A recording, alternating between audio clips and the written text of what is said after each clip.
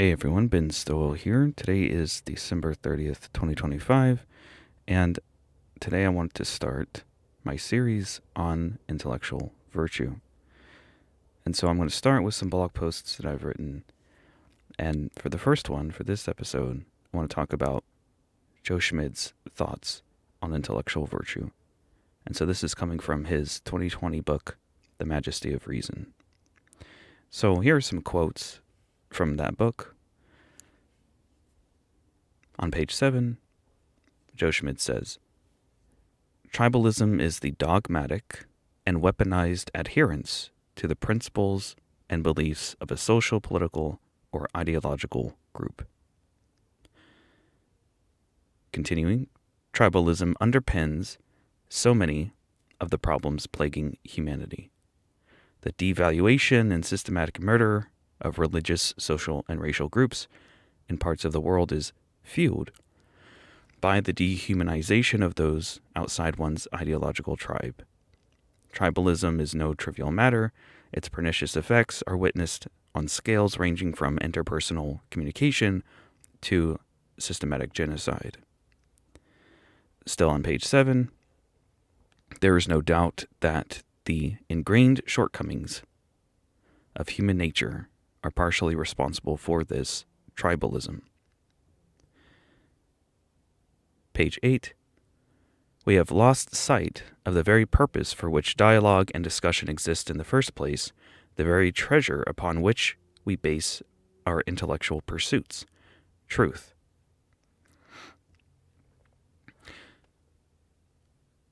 Continuing on page 8, without a recognition that truth is our aim, we see interlocutors not as fellow explorers on a journey towards a common treasure, but as villains with whom we must compete to gain status, pride, and ego gratification.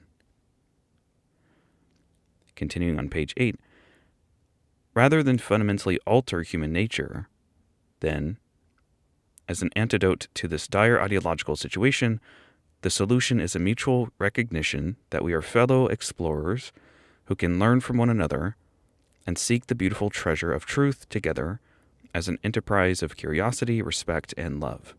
It is only through valuing and loving others, encouraging critical and reflective thought, and aiming ourselves toward truth that we can solve the polarizing problems afflicting humanity. Page 9. How do we, as explorers, as seekers, proceed on this journey? The first step on our journey lays the foundation for the ensuing steps. It equips you with the intellectual virtues and conversational tactics necessary for critical thinking. Without cultivating the dispositions of curiosity, humility, open-mindedness, a love for truth, and more, a proficiency in argumentation is groundless and without direction. Page 11. The foundation of critical thinking is virtue. Virtues are 1. Stable traits or characteristics that 2. One develops through acts, habits, and character formation, with 3. Some intrinsically valuable telos, end, purpose, goal. A morally virtuous person consistently strives for the telos of moral perfection through continued action and habituation towards doing good and avoiding evil. An intellectually virtuous person consistently strives for truth and greater understanding through various habits of the mind, intellectual humility, intellectual perseverance, and so on. For me, I bolded that first sentence. The foundation of critical thinking is virtue. So, continuing on page 11, here is a brief survey of some of the most important intellectual virtues that will serve as the foundation for the rest of the book and hopefully for the rest of your life. Being intellectually humble involves recognizing the limitations of your knowledge and abilities.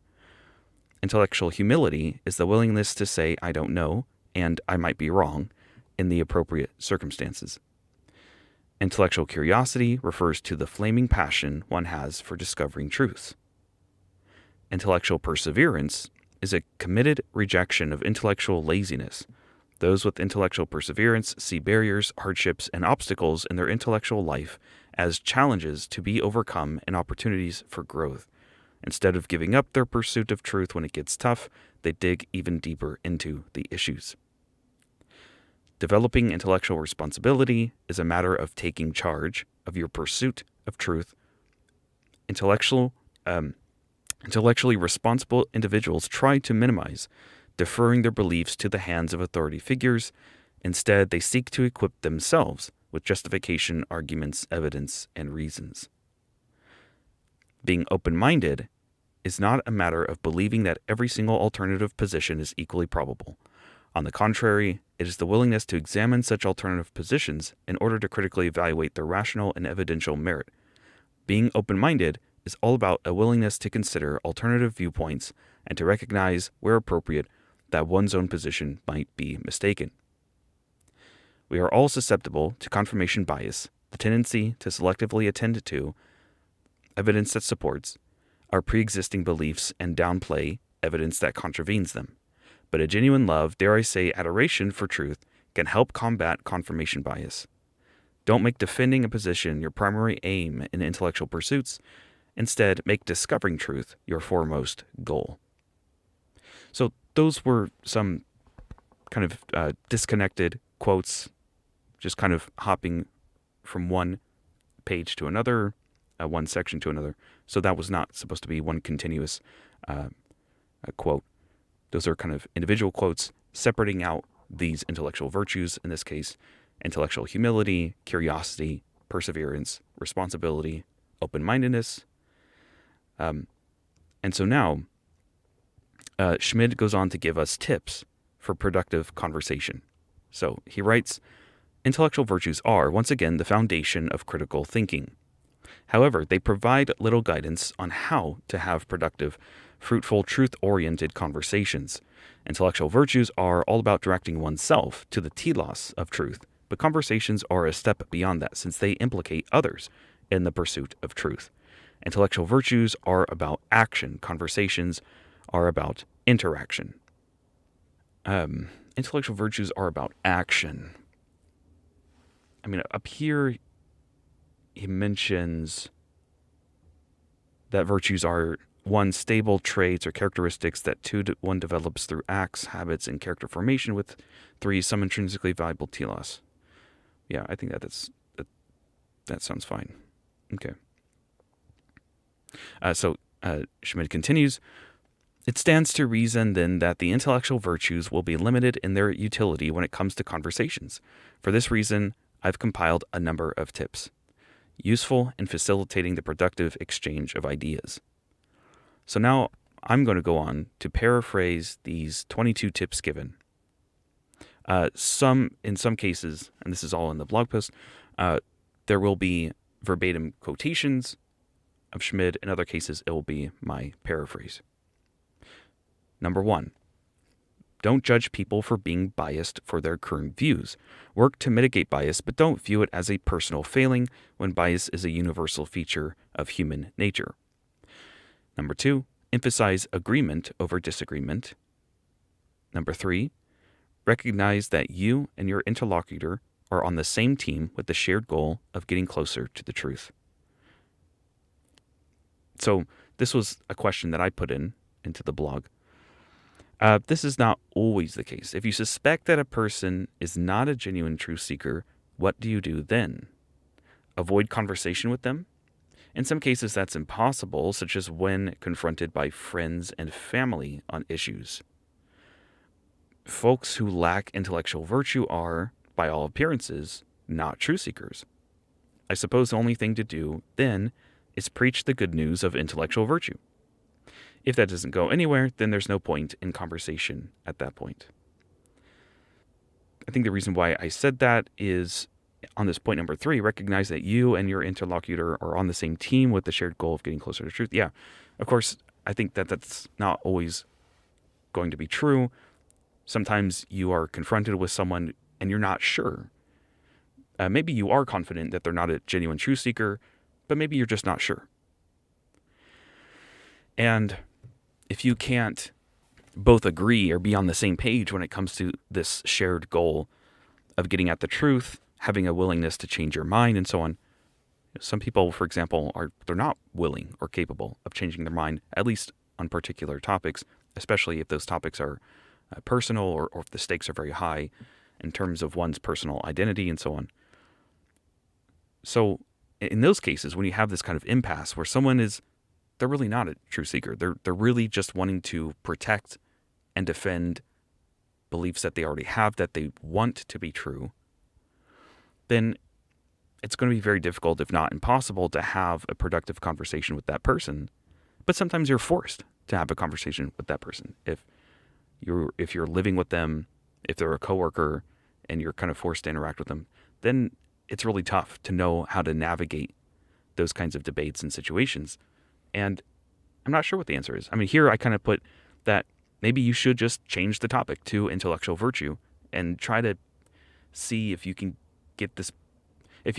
gain information as to what intellectual virtue this person might have demonstrated in their life. What's the odds that this person is a genuine truth seeker? Anyway, that would take some tactfulness. That would take some conversational skill to try to get around that. That reminds me of a conversation I had with my mom about seeking truth in respect to the truths of Christianity, because from a Christian standpoint, for a lot of Christians at least, doubting the truth of Christianity is kind of a sin. Jesus commands Thomas to stop doubting and believe. And the point that I made to my mom is this point that I often make with Christians. They don't necessarily know how to respond. I've never gotten a good response from a Christian having made this point. But the point is one about what I call epistemic hypocrisy, where you ask the Christian, okay, so from your perspective, Islam is false. And they would say, yes, Islam is false. And then I'll say, well, imagine that there's a Muslim out there who is certain that Islam is true. And they would say, well, then that Muslim is certainly wrong. Or they're wrong and certain. It's like, okay. But because they're certain that Islam is true, they're not willing to change their mind or really entertain any kind of arguments against their beliefs, against their worldview, because they're so confident that they're right that they don't feel a need to explore these issues. And so they're stuck. They're stuck in their Islamic beliefs. They're not going to read the Bible. They're not going to read books that defend the Christian worldview or that criticize the Islamic worldview.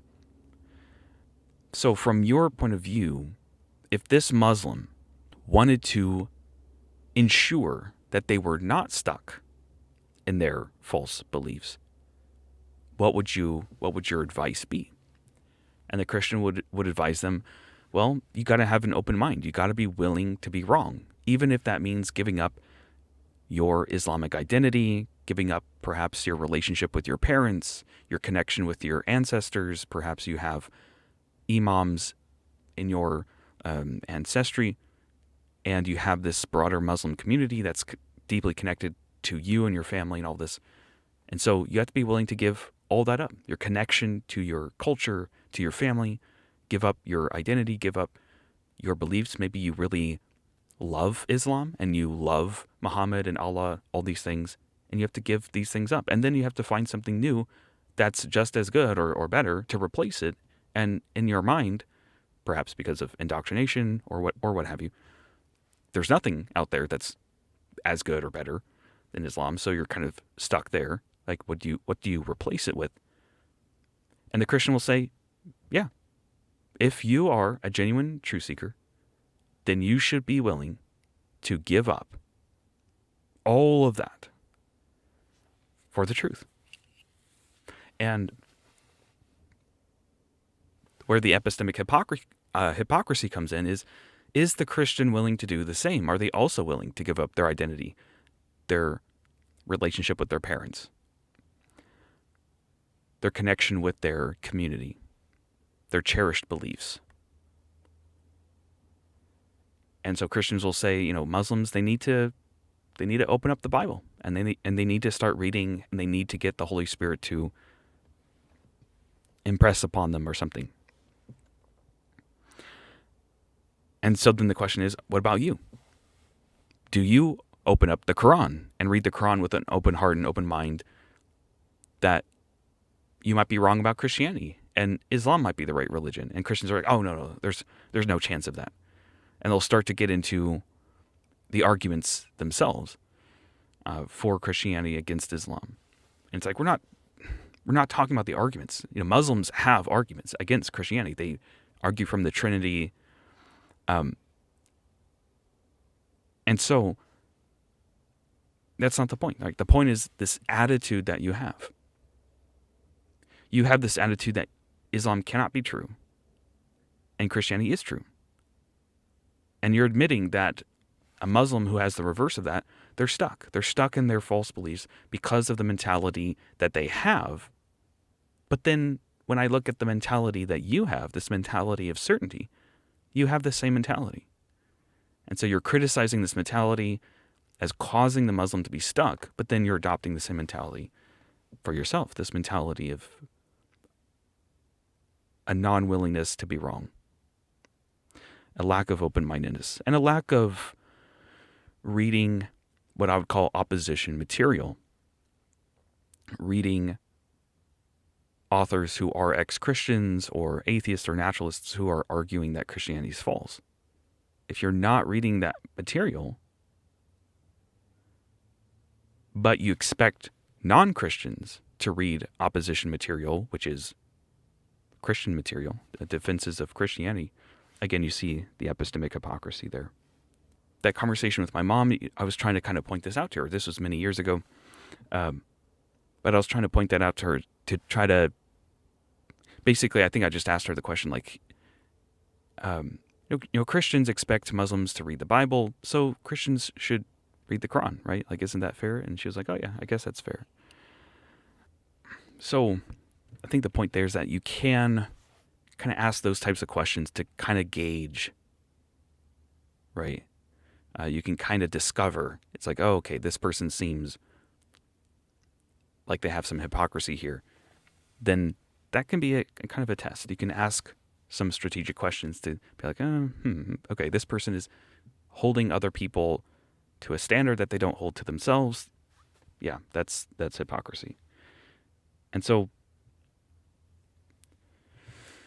when you're dealing with someone who is not a genuine truth seeker, but you're having a conversation about truth, that's kind of an awkward position, and you kind of need to more fundamentally, I think, bring out this person's lack of intellectual virtue, kind of maybe ask the right questions to get at the truth. Ask the right questions to basically to change the topic to intellectual virtue, which comes first because, like Schmid says, virtue is the foundation of critical thinking. Okay, so moving on to point number 4. Tip number 4 for productive conversations. Be prepared to learn from your interlocutor. Don't enter a conversation expecting only to show off your superior knowledge. Number 5, say you don't know something when you don't know it. And then I added this in the post. It's okay to use language like, I'm aware of X topic or idea or author, book, paper. I would add argument. But I still need to research it and think more about it. Or, while such and such is not clear, these other things are clear and we can deal with the unclear stuff later.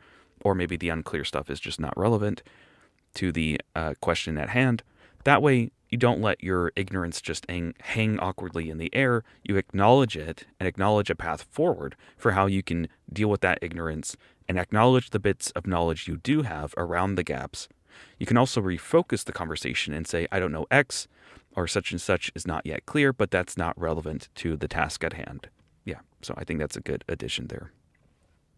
Tip number 6, it's okay to be certain on some positions, but it should be somewhat rare. And then I added, I have wondered whether one could make sense of a certain view of certainty where you can be certain and yet still open to changing your mind. The default view is that if you are certain, then that just means you are not open to having your mind changed. But on another view of certainty, to say I'm certain of something is just to say that I currently cannot imagine being wrong about that thing. I'm willing to entertain arguments for an opposing view because maybe they will change my imagination. This way, you get to have it both ways. You can be both certain and open-minded. Example, I'm certain that if you have two objects and you combine them with two more objects, then you will have four objects. I cannot imagine this not being the case. But if someone believes differently, say a nominalist who believes that truth-maker maximalism is false and that there are no truth makers for mathematical statements, then I'm willing to hear them out because they might change my imagination. Yeah, so I think that's interesting, but that kind of brings up, I would say, a future topic, the topic of certainty and the rationality of certainty. So continuing with tip number 7, create a respectful environment where truth and love take center stage. Number 8, place yourself in the shoes of your interlocutor and humanize them and try to take on their point of view to better understand why they believe as they do. Number 9, ditch the caricatures. Don't let stereotypes affect the way you treat your interlocutor. Here I think of how Christians can be, this is me talking now. Here I think how Christians can be stereotyped as ignorant and irrational, and atheists can be stereotyped as selfish and evil. Yeah, so like Romans 1 comes to mind, where non-Christians are just suppressing the truth in their unrighteousness, and God has made his existence obvious from creation. And that's awkward because Romans 1 is just clearly false. It's not at all obvious that God exists, given divine hiddenness and given especially the problem of evil. A perfect God, it's not obvious at all that a perfect God or a good God or a loving God exists. And in fact, depending on your analysis of certain arguments from evil, you might think that the opposite is true, that it's, if anything, obvious that there is no perfect God or that there is no loving God who is also powerful enough to be a successfully loving God. And so Romans 1 is just false. And then even worse, when it comes to the introspective part of it, of I'm suppressing the truth and unrighteousness in my non-belief or unbelief. No, I'm not. I can just introspect and see that that's false. And not only do I say that's false, but I see that that's false with certainty, at least the kind of certainty that you can get through that kind of introspection. And so, the non-Christian who introspects and sees introspectively that they just are a genuine truth seeker, that they're not suppressing the truth. And in fact, it is because of their intellectual virtue. It is because of their passion for truth. It is because of their centering truth in their life that they came to see truths about the challenges to Christian belief. And then those truths caused them to become an ex-Christian, or if they were already a non-Christian, to be, you could say, inoculated against Christian belief. And so, again, Romans 1 is just certainly false. It's just a mistake. And that was one of the, speaking of moments, like in my previous episode, moments that led me to becoming an ex-Christian. That was one of them. As a Christian, I believed that if someone was a non-Christian, then there had to be something wrong with them. Either they were spiritually lacking in some way, spiritually depraved, or just ignorant. They just were ignorant of the gospel. And if they heard it, and if they were a good person, if they were spiritually in good standing or in tune with the spiritual side of things, then they would respond in a positive way to the gospel, right? So that's why I believe not all non-Christians had something wrong with them. You could not be, in my view, someone who is smart, rational, well-informed, well-educated, and morally good, virtuous, all of these things, and then hear the gospel, read the Bible, and say, I don't think any of this is true, or at least all of these supernatural parts are false. I thought that that was not possible. But then when I started to read non-Christian philosophers, it's like, well, these people are smarter than me, more virtuous than me, or I should say smarter than I am, more virtuous than I am, more well-informed of the issues than I am. and yet they are non-Christian. And so my worldview was kind of shattered a bit there of this expectation. I expect all non-Christians to not really care about truth, to not be virtuous, to not be good people, to not really care about being a good person, to not really care about morality or anything like that. And in the secular world, I just found the opposite. That you have all of these non-Christians who care very deeply about the truth, who care very deeply about virtue and morality and the nature of morality, how it all makes sense, how it all fits together. And in fact, I saw how Christians were failing to be intellectual, how Christian culture, church culture is tribal, it's evolutionary, it's psychological, it's not intellectual. And I also see even further how you could psychoanalyze the non-intellectual and even anti-intellectual aspects of Christian culture and Christian lives. You could trace the non-intellectual or even anti-intellectual psychological aspects of Christian behavior and Christian life. You can trace them to the Christian beliefs themselves. Anyway, so okay, I wrote this post a while back, so I forgot that I actually do mention Romans 1 here, so that's funny. So I write in the post, does this mean Christians have to reject Romans 1 when dialoguing with atheists?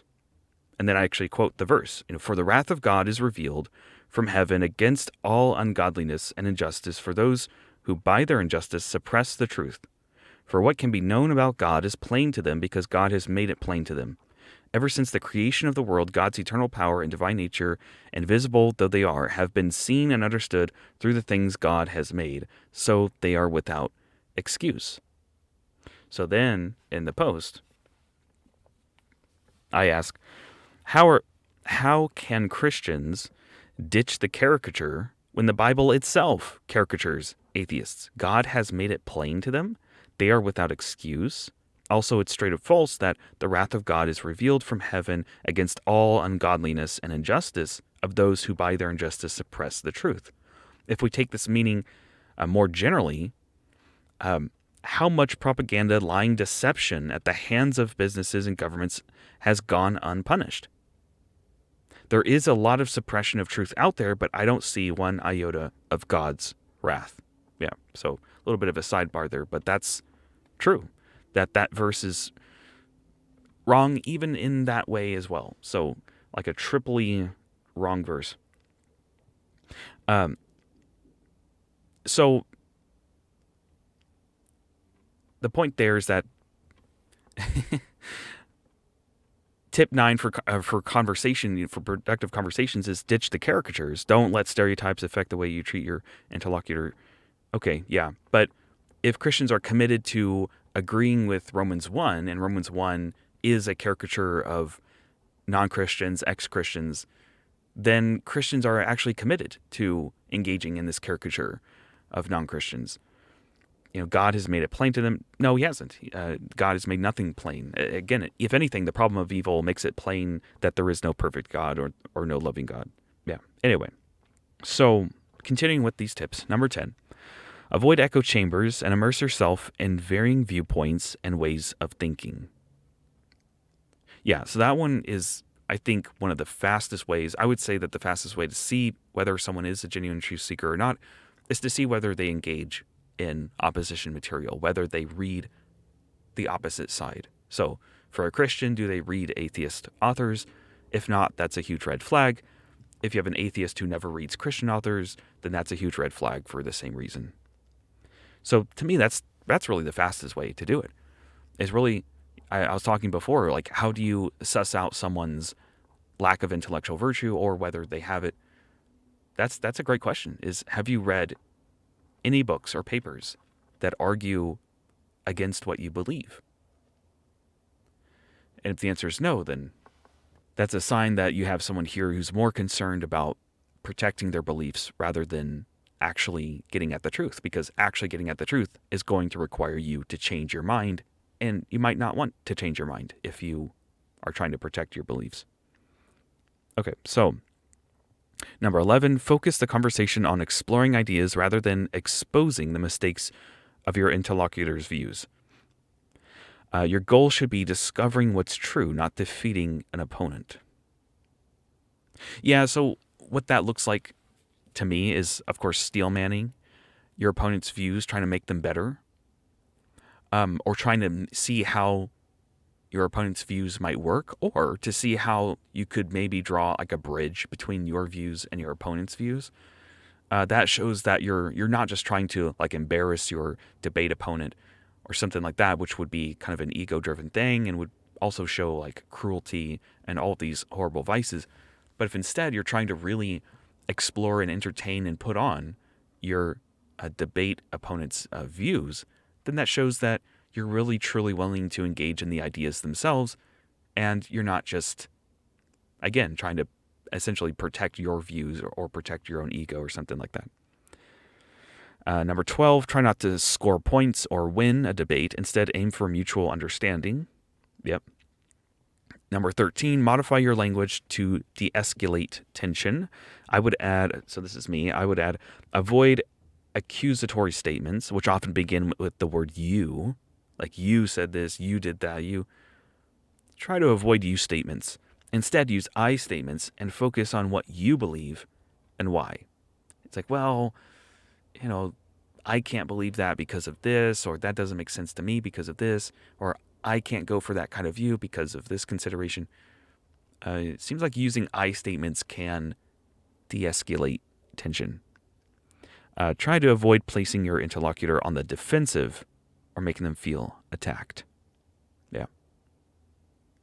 Number 14, be virtuous and aim for truth and love. 15, try not to sew your worldview or position into the very fabric of your own being. Your value is not tied to the positions you take. If you can, at least temporarily, separate yourself from the position you take. Arguments against the position in question won't be seen or felt as personal attacks.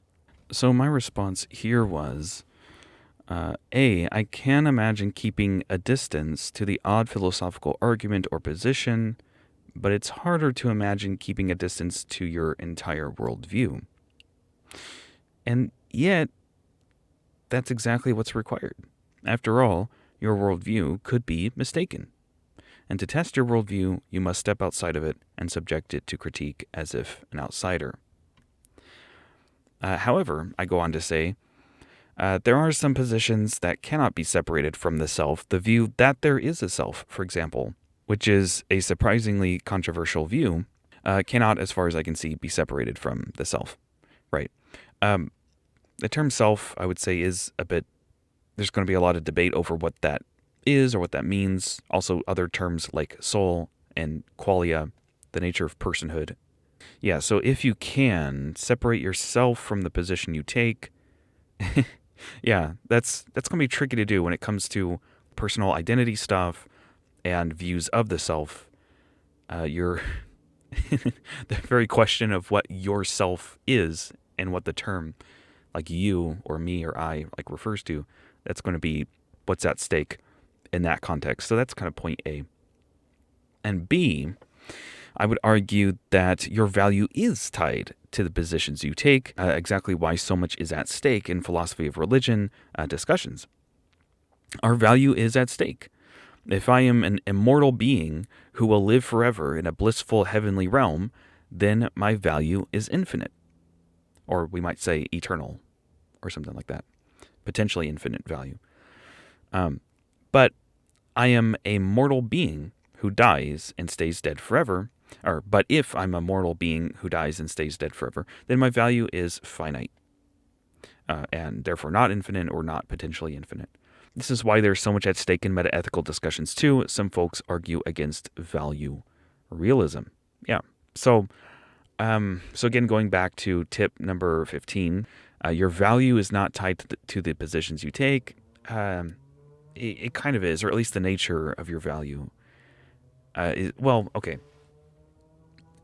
I mean, you could say that. You could say that someone who is like a value nihilist, they're just wrong, right?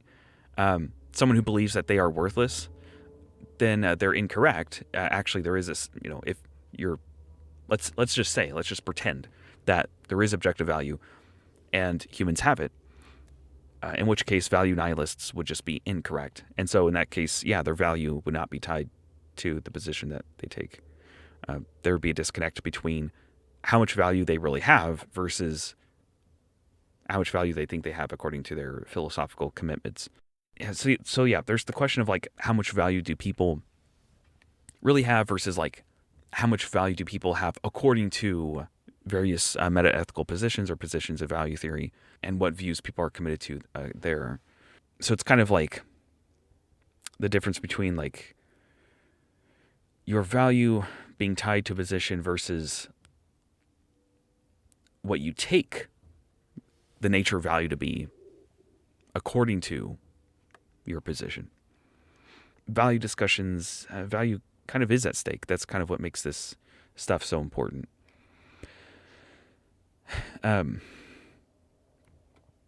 Okay, so number 16, be a good listener and be fully present and not distracted. If the occasion is right, restate the point made by your dialectical partner. This shows that you are genuinely listening to them, which de-escalates tribalism.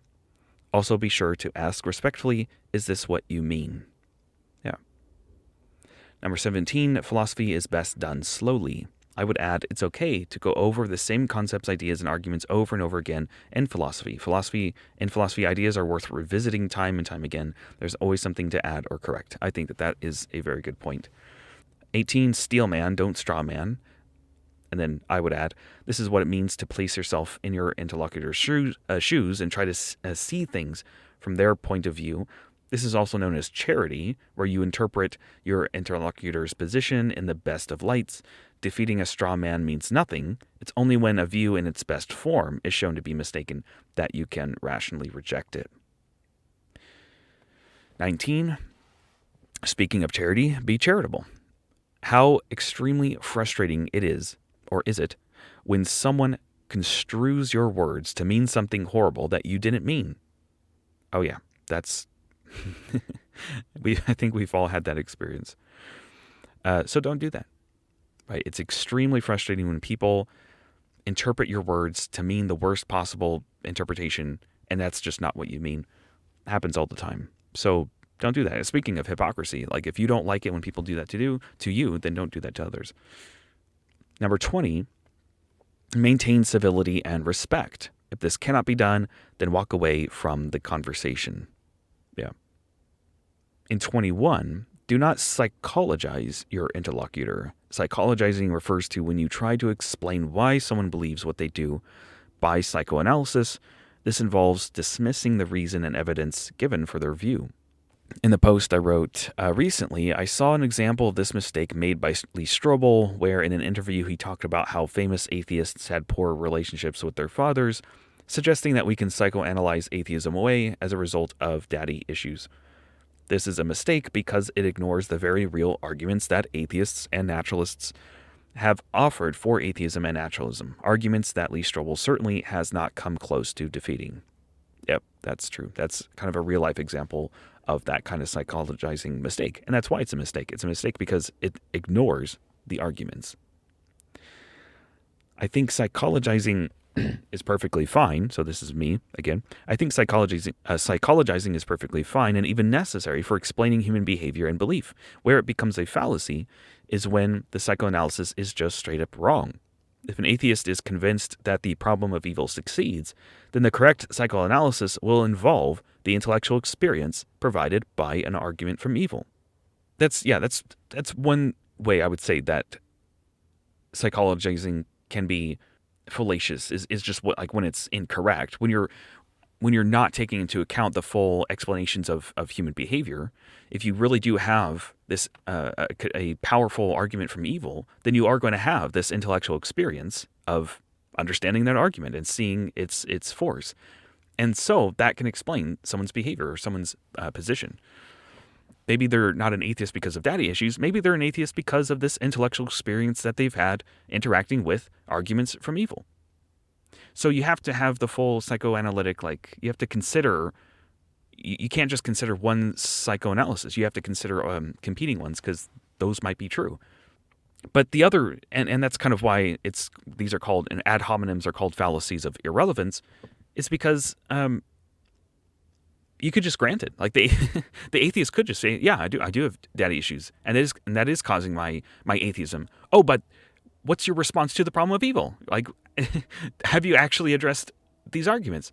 And then I go on to say atheists make this mistake too. They will say Christians believe what they do because of wishful thinking. That fails to account for the fact that at least some Christians believe Christianity is true because they read the New Testament and are convinced that what they are reading is true history and that Jesus really did die and raise from the dead, that Paul really was visited by God on the road to Damascus, and that the authors of the New Testament accurately recorded what happened, at least accurately enough to justify a general Christian belief that God exists, sent Jesus to die for our sins, and resurrected Jesus as a sign of the resurrection to come for those who place their faith in Jesus. And then a later addition I added was, in fact, you could accuse atheists of wishful thinking, wishing that they would not be judged by God for their moral failings. The point there is that that's another reason why psychologizing is fallacious. It can just go both ways. I would add one of the worst mistakes you can make as an interlocutor is sadly one of the most common mistakes, known as mind reading or gaslighting. This is something that Lance Bush has talked about. He has a Substack on mind reading. And this applies to psychologizing too, which is when you assume you know someone's inner mental life better than they do, or you assert yourself as a great authority of someone's feelings and beliefs, a greater authority of someone's feelings and beliefs than they are. It can be a form of gaslighting because it involves trying to make someone appear confused about their own mental states. It basically amounts to an accusation of self-deception or failure of self-understanding. It's similar to putting words in someone's mouth. Yeah. So when I say gaslighting there, it's like, imagine if someone says, I believe in God, and someone else says, no, you don't. And it's like, okay, well, where do you go from there? It's like, yeah, I do. And then they're like, no, you don't. And it's like, what do you even do at that point? What do you say at that point? It's like, okay, like, are you the greater authority of my beliefs than I am, compared to me? So it's hard to know how to even respond at that point. When someone does that, when someone just like denies that you have an introspective experience that you do have, I'm not even sure what you're supposed to say at that point. It's just like, yeah, I do. Or if someone denies your experience in some way, this kind of gets into like meta-ethical debates over like a value and whether badness is a judgment or badness is just an experience, right? So if I say my pain is bad or I had a bad experience and you're saying, no, you didn't, the anti-realist who wants to argue that judgments of goodness and badness are judgments, right? Not just prejudgmental like experiences, then the realist, the axiological realist, the value realist can say, you're just you're just like gaslighting me. You're just like denying the nature of my experience. But anyway, that's a topic for another time. Christians can make this mistake because of Romans 1, which is what we talked about before, which suggests that non-believers either really believe there is a God, as creation makes it so obvious that God exists that there is no excuse for non-belief, and that non-believers are somehow deceiving themselves or failing to be honest about about why they really reject God, or non-believers are just really stupid and somehow have missed the sheer obviousness that God exists. More importantly, and I put this in parentheses and I like this, or non-believers are just really stupid somehow in a way that morally implicates them. It's like, okay, maybe I am stupid for failing to believe in God. Okay, whose fault is that? Did I choose to have that stupidity, or did God have this brain? After all, if before I was born, God knew me, that whole thing, if we're specially created by God to have the abilities that we do, why would God give me this like lack of... Anyway, so again, we see how the Bible gets in the way of being intellectually virtuous. This verse in particular is problematic. It appears to commit the Christian to engage in the worst mistake you can make in informal reasoning, where you assume to know your interlocutor better than they know themselves. Yeah, so there's kind of a mind reading here of, like the atheist says, I don't believe in God, and the Christian says, well, actually, according to Romans 1, you do. And then it's like, okay, well, where do you go from there in that conversation? Or put another way, the atheist can just say, it's not obvious to me that God exists. It's not plain to me, given divine hiddenness, given the problems of evil. And then the Christian who's committed to Romans 1, they just have to say, well, actually, it is obvious that God exists. And it's like, no, it's not. Actually, recently I saw William Lane Craig on Dr. Craig videos on YouTube. He posted a short where he said, William Lane Craig was responding to divine hiddenness, and Craig said, oh yeah, sure, God could make his existence more obvious by putting a cross in the sky, right? Like if there was a constellation of stars that was in the shape of a cross, then that would pretty much do it right there. At least it would give some pretty serious evidence.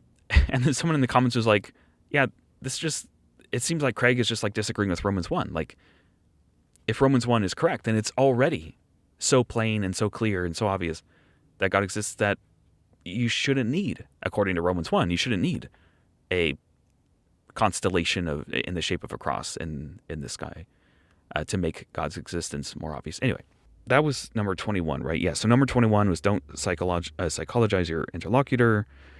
Number 22, so this is the last one. Arguments are not weapons and are rarely knocked down. Recognize room for rational disagreement.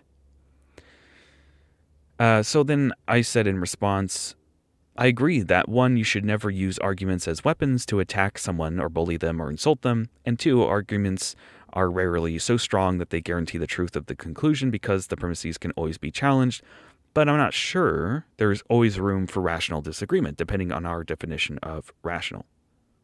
So then I say, let's say I become convinced that arguments from evil succeed in showing that it's incredibly unlikely that a perfect God exists. It would be very strange for me to admit both, that 1, God very likely doesn't exist, and 2, there is no mistake in believing in God. If God likely doesn't exist, then of course there is a mistake in believing in God. If I believed in God and then stopped believing because of arguments and evidence, then clearly I am saying to myself that there are good reasons to doubt God's existence, such that it would be irrational for me to continue believing. The "for me" caveat is key. Maybe it's consistent to see that it would be irrational for me to believe in God, given what I believe about arguments from evil, but I don't have to believe that it's irrational for other people to believe in God because their beliefs don't commit them to the same conclusions as mine do. However, surely I believe that the reasons why I have the beliefs I do, and thus the commitments I do, are good reasons, reasons worth having. Good reasons are, perhaps among other things, true. If someone says, I believe in God because God is necessary to make sense of the origin of consciousness, the universe, and biological life, those are only good reasons to believe it if it is in fact true that God is necessary to make sense of those things. If those claims turn out to be false, then they turn out to not be good reasons. Whether someone is rational on one interpretation comes down to whether that person has actually good reasons and thus true reasons for why they believe as they do. So pause there. I think in philosophy, it's like kind of typical to see like reasons are these like weird abstract objects that are just like weights in favor of something.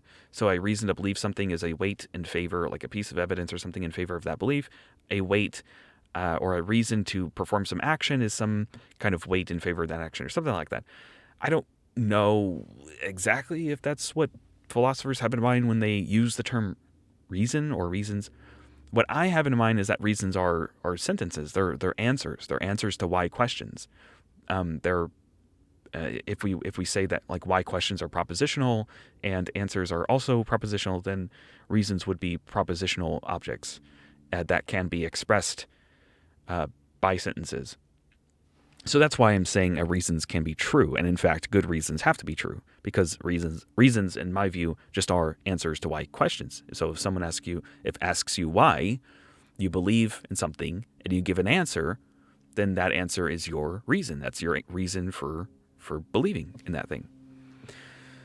That's your answer. So that's kind of how I at least am coming at this, and I'm sure that there would be disagreement there about the nature of reasons and all that, and I have some books on that, and that I will get to in a future series when we get to reasons. But at least for now, for where I am right now, and this might be a weird place to be, but in any case, I just see reasons as answers to why questions. And so a good answer to why question is going to be a true one, among other things. It has to be relevant. It has to be maybe justified in some other sense of justification.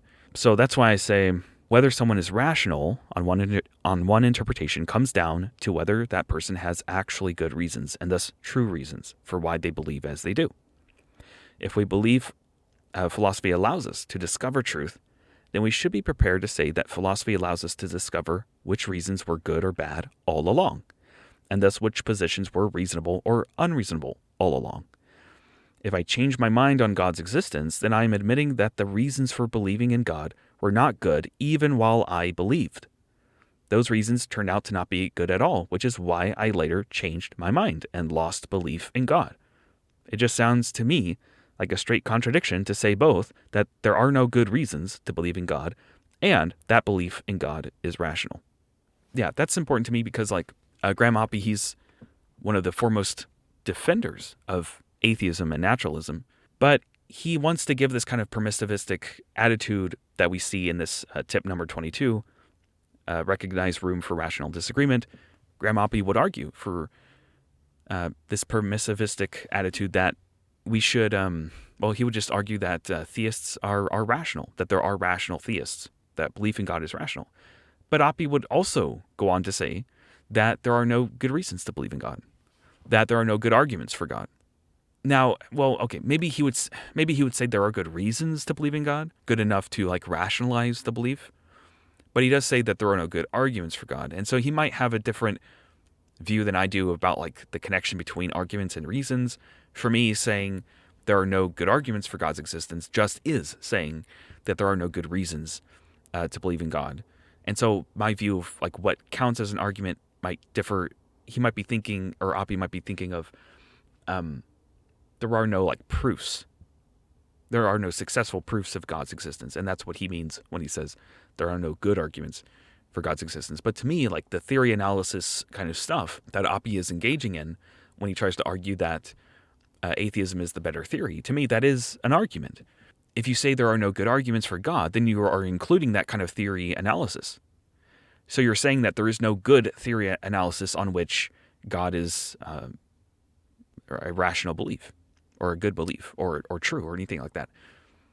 I mean, to put it in my language, if you ask someone why they believe in God, and they give you an answer, that answer is not going to be a good one, right? That's what it means to say that there are no good reasons to believe in God. No one can give a good answer to the question, why do you believe in God?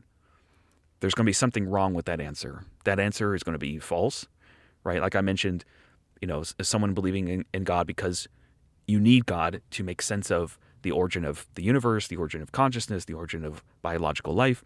What if that's not true? What if you don't need God to explain the origin of the universe, or the origin of consciousness, or the origin of life? Then that's not a true answer. And so it's not a good one. So that's why I would want to say that belief in God is irrational, insofar as it's actually true that there are no good answers to the why question of why do you believe in God's existence. I don't know how to square Oppy's two attitudes, where on one hand he's certain or virtually certain that there are no gods, and he is convinced that there are no good arguments for belief in God, but then at the same time he also says, oh yeah, you can be rational and believe in God. That does not make sense to me. So the way that I put it again is, it just sounds to me like a straight contradiction to say both that there are no good reasons to believe in God and that belief in God is rational. Again, if you connect reasons and rationality in this way, then it makes sense why I say that. There is this sense in which I wasn't irrational for believing in God. When I believed in God, I wasn't believing out of wishful thinking. And then in parentheses, I put, actually, I do think that was part of it, but not the whole story. No, so I really did believe in God because of concerns about the origin of the universe and origin of life and so on. So not wishful thinking. But I was believing out of what makes sense and what I thought must be true. I thought that the idea of the world being a total accident didn't make sense, and that therefore there had to be a creator. That is, in a sense, a reasonable view.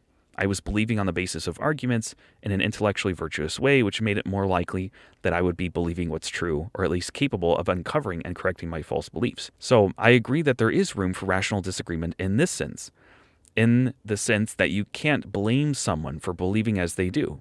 More specifically, you can acknowledge problematic, intellectually vicious ways of believing.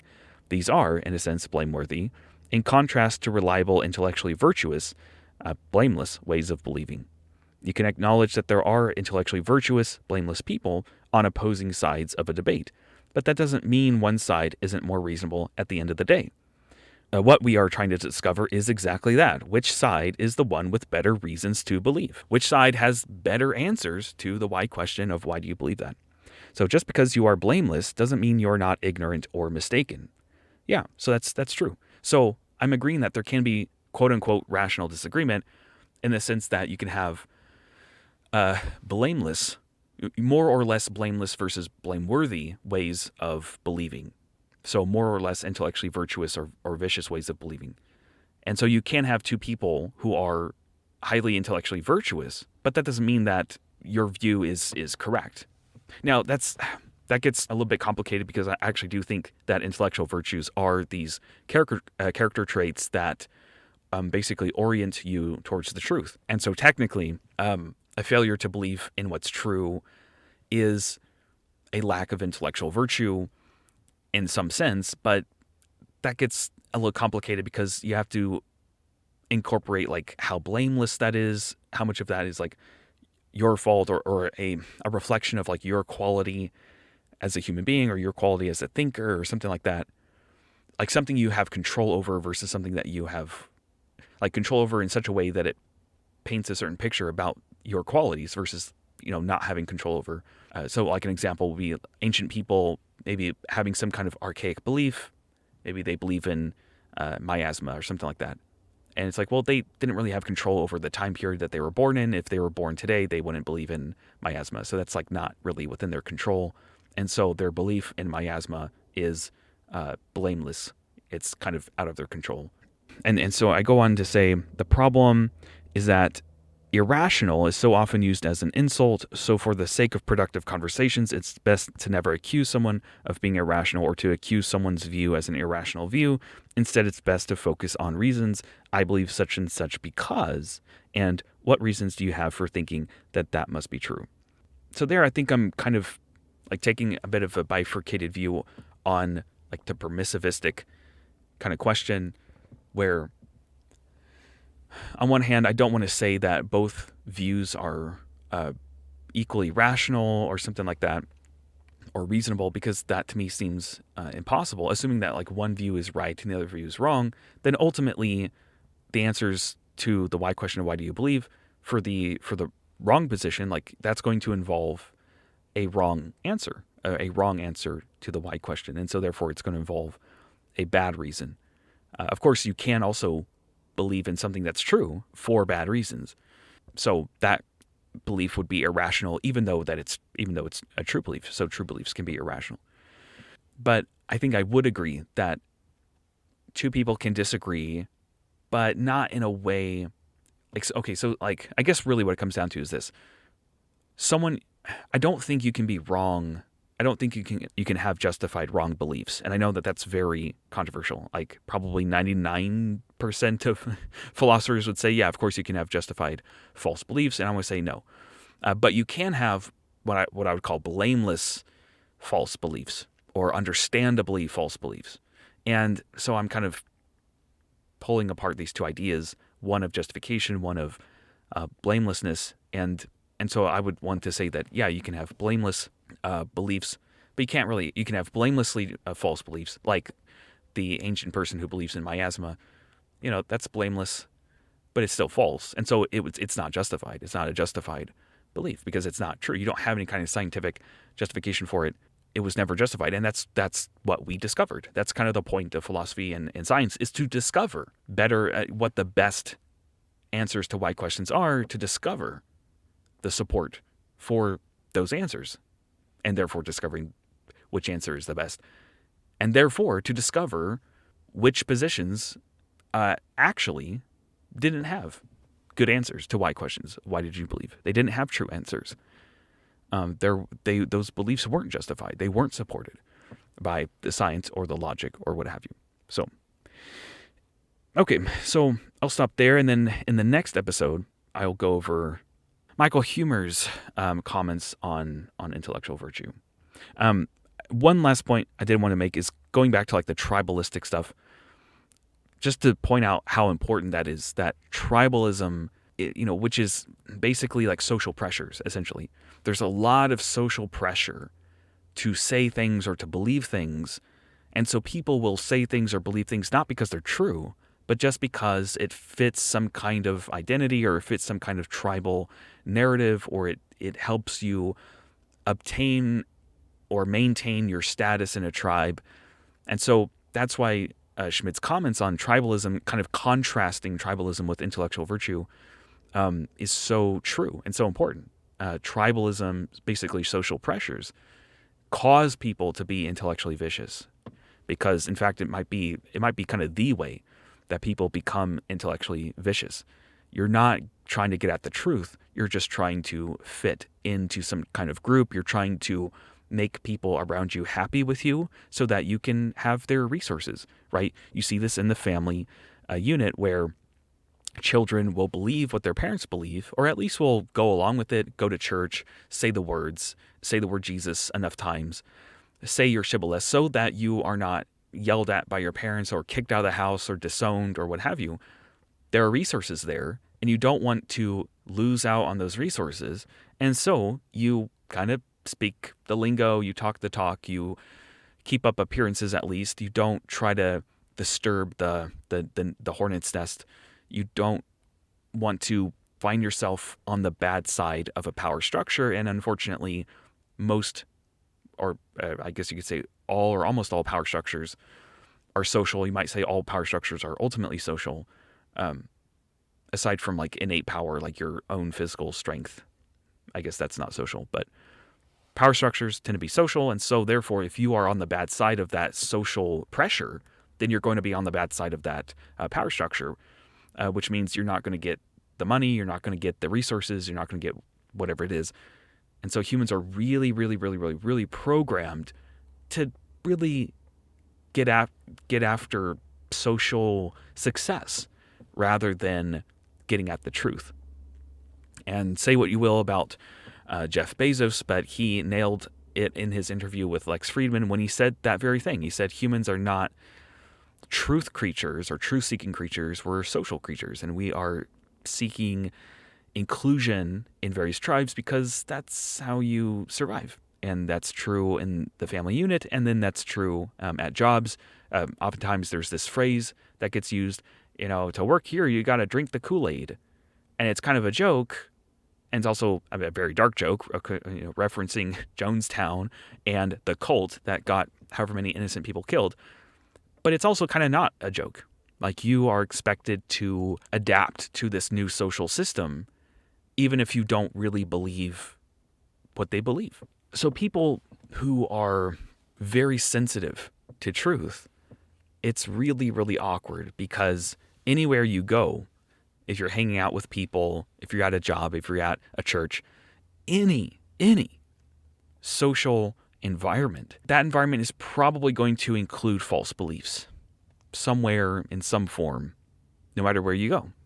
Everyone believes false things. And so if you have a social concentration, you're probably going to have a concentration of false beliefs there. And if that social group is like organized over certain ideas, like in the case of churches being organized around the Bible, then those concentrations can get pretty broad and deep. There are broad and deep falsehoods in Christianity. And so churches are going to be attached to those falsehoods.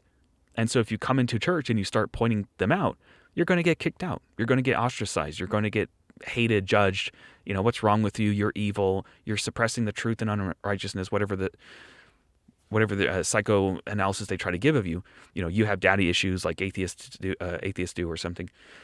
They will try to do everything to attack you and kick you out. They're not going to meet you halfway. They're not going to agree with you. That would involve the destruction of the entire power structure.